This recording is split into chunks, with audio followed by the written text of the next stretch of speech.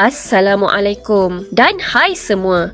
Tahu tak, menulis huruf hijaiyah ni sebenarnya sangat mudah dan seronok kalau kita tahu caranya. Hari ini, jom kita belajar cara yang betul untuk menulis huruf yang seterusnya, iaitu huruf Tho. Dah sedia semua? Jom kita mula. Caranya, mula-mula kita letak pen di atas garisan, buat bentuk bujur, menaik ke kanan, pusing balik ke kiri dan tarik mendatar di atas garisan.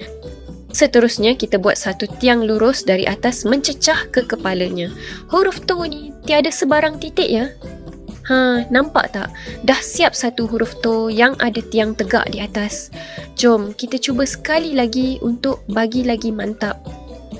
Ingat ya kawan-kawan, kita buat kepala bujur, mendatar dulu di atas garisan. Kemudian pacakkan satu tiang lurus dari atas ke kepalanya. Tarik perlahan-lahan. Dan siap! Mudah sangat kan huruf Tho ni? Jadi, jangan lupa ambil kertas dan pensel untuk praktis banyak-banyak di rumah tau. Kalau korang rasa video ni bermanfaat, jangan lupa tekan butang like, share dan subscribe channel Pai TV. Jumpa lagi. Assalamualaikum. Hai semua, sokong channel kami dengan tekan butang like, share dan subscribe. Jumpa lagi. Assalamualaikum.